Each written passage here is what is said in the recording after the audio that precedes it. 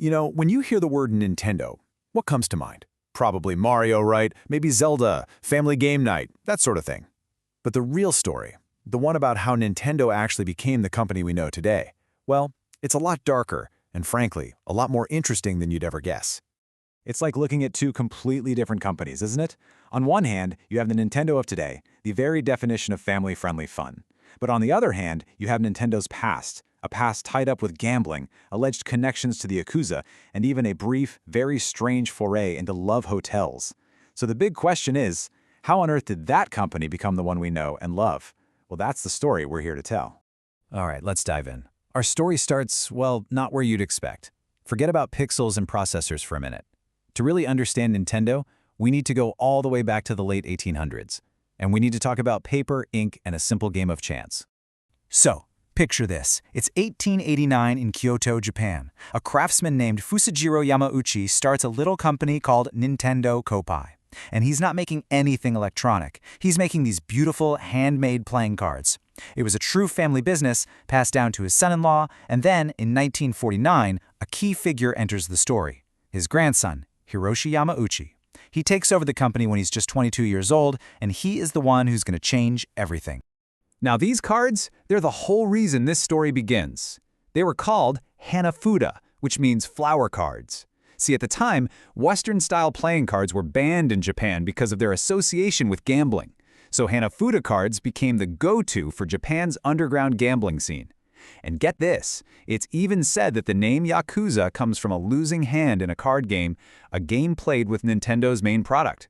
And this whole idea of chance and fate, it seems it was baked right into the company's identity from the very beginning.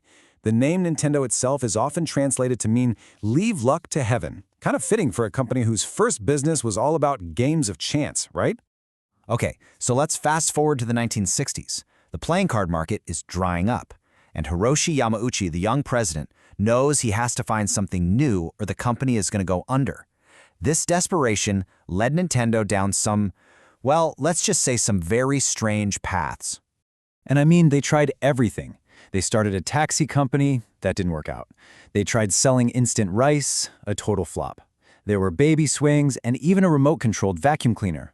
But the one that really gets people talking, a chain of love hotels. Yeah, places that rented rooms by the hour.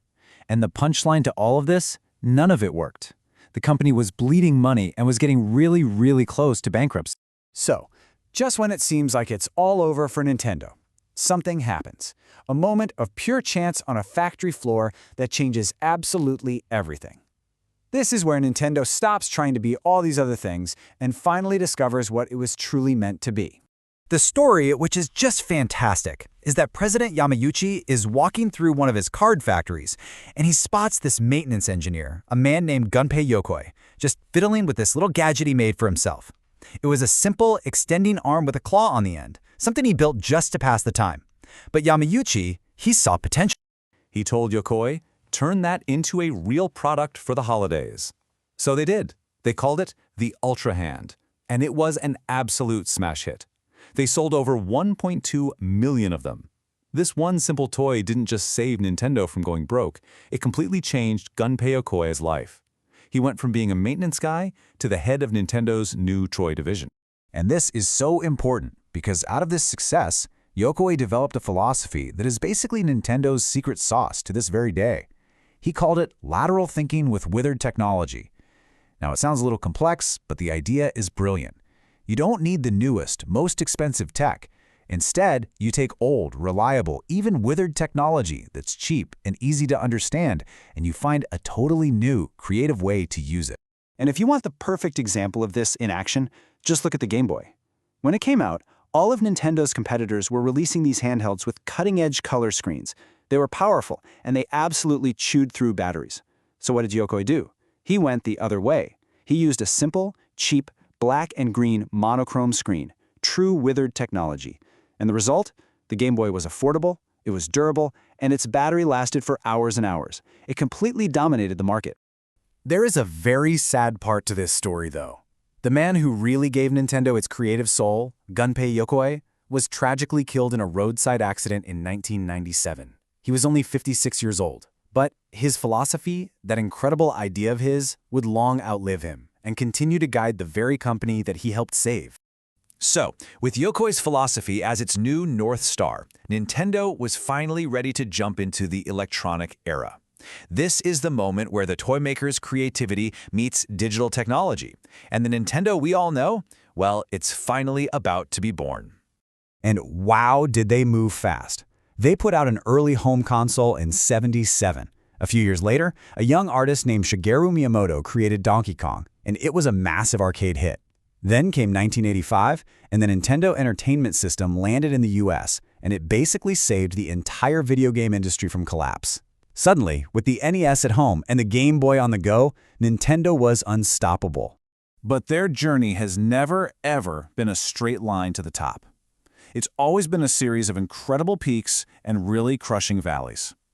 You have the Wii, which was this cultural phenomenon that sold over 100 million units. And then you have its successor, the Wii U, which was a commercial disaster. But, and this is the important part, that failure actually set the stage for one of the greatest comebacks in history. You really can't overstate how much pressure Nintendo was under after the Wii U flopped. People inside the company have said that the next console, what would become the Switch, was a make-or-break product. The company's future was literally riding on it. They couldn't afford another miss. And with the Switch, a hit is exactly what they delivered. In the process, Nintendo proved that its core philosophy, born from that simple toy in a card factory so many decades ago, was more relevant than ever. Just think about it for a second. The Wii wasn't the most powerful console. It won because of its simple, intuitive motion controls. The Switch doesn't even try to compete on raw graphics. Its magic is that it can be a home console and a portable one. Both of them are perfect examples of taking well-understood technology and combining it into something totally new and fun. That's Gunpei Yokoi's philosophy, alive and well. And that leaves us with a really fascinating question to end on. As the rest of the tech world races towards things like AI and virtual reality, Nintendo continues to just play by its own rules. So you have to wonder, what simple, overlooked, withered idea are they getting ready to transform next? Thank you so much for joining us on this journey through Nintendo's hidden history.